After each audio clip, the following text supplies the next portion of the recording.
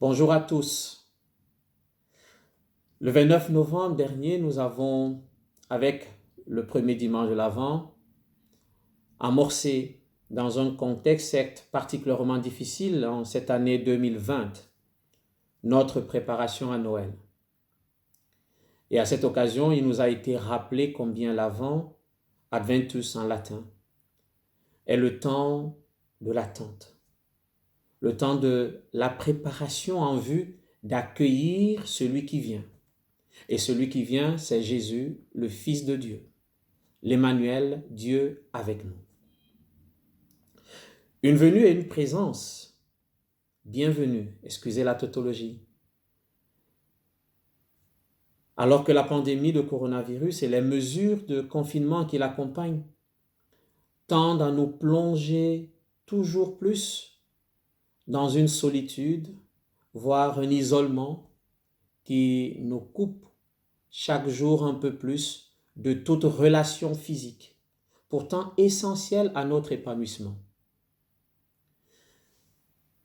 Nous nous sommes sûrement demandé comment, en ces temps si particuliers, en cette année de pandémie, vivre de manière fructueuse ce temps de l'attente. Que faire alors que les rassemblements sont fortement déconseillés, voire proscrits? Plusieurs initiatives ont vu le jour ci et là pour continuer d'avancer dans cette espérance qui nous porte. Et si attendre ou savoir attendre en ces temps difficiles, c'est simplement être là. C'est apprendre ou réapprendre à se rendre disponible pour reconnaître que Dieu agit tout autrement que nous l'imaginions.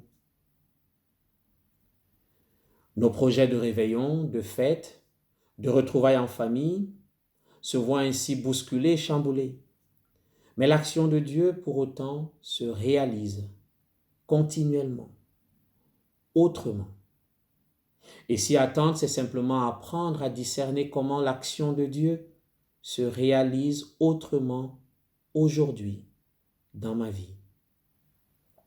Et si attendre, c'est simplement ouvrir les mains en signe d'accueil, accueillir la proposition ou la réponse de Dieu qui ne cesse de nous surprendre dans son action.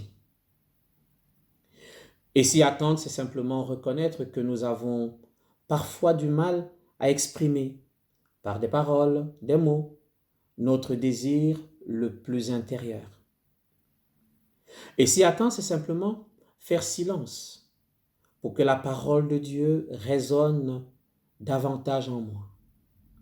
Ce silence hautement parlant que nous avons certainement découvert, voire redécouvert à la faveur de ce confinement, à travers les multiples démarches individuelles de recueillement développées ci et là.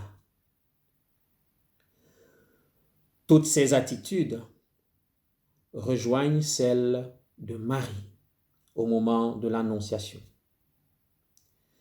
C'est la belle page de l'Évangile selon saint Luc que nous lisons en ce 4e dimanche de l'Avent. Au cœur de cette rencontre inattendue entre l'ange Gabriel et Marie, il nous est rappelé combien Dieu est à l'initiative et toujours à l'œuvre. Combien il travaille dans le monde sans nous bousculer, mais en nous rejoignant simplement pour nous proposer une ouverture porteuse d'espérance. Marie porte désormais en elle l'espérance du monde, le Sauveur tant attendu. Marie, à son tour, propose, offre cette espérance à notre monde. Souvent, Dieu semble absent quand nous le cherchons. Il semble tarder quand nous l'attendons. Le temps de l'Avent nous redit que Dieu vient. il devient véritablement l'un de nous, par nous, en l'occurrence par la Vierge Marie. Ce n'est pas l'heure de Dieu qui semble tarder, c'est peut-être nous qui ne l'attendons plus, c'est peut-être nous qui ne veillons plus suffisamment, qui n'entendons peut-être plus son appel. Et pourtant, aujourd'hui encore, Dieu continue à appeler des hommes et des femmes. Ce n'est plus par l'ange Gabriel qu'il intervient dans notre vie. Il nous rejoint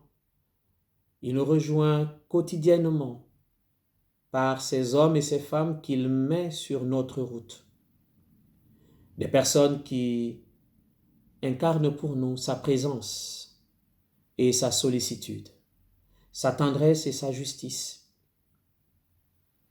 En cette période de pandémie où les angoisses quotidiennes nous étreignent, où l'incertitude du lendemain se veut croissante, Dieu a plus que jamais besoin de nos mains. Il a besoin de nos mains pour prolonger les siennes avec parfois nos faibles outils et nos talents. Dieu a plus que jamais besoin de nos lèvres pour prononcer ces paroles de réconfort et d'action de grâce. Dieu a besoin de nos yeux pour voir la souffrance de nos frères et sœurs et la soulager. Il convient ici, à juste titre, de saluer le courage et l'investissement toujours croissant, sans relâche, du personnel soignant, à pied d'œuvre depuis plusieurs mois, et de tous ces bénévoles toujours plus nombreux qui s'activent au quotidien pour accompagner et soulager ceux qui subissent les affres de cette crise aux multiples visages et conséquences. Alors, quelle que soit la mission qu'il nous confie, Dieu nous invite à lui offrir, comme Marie, notre disponibilité, en lui disant avec elle, « Voici la servante du Seigneur, que tout m'advienne selon ta parole. » Et ça, chacun de nous en est capable.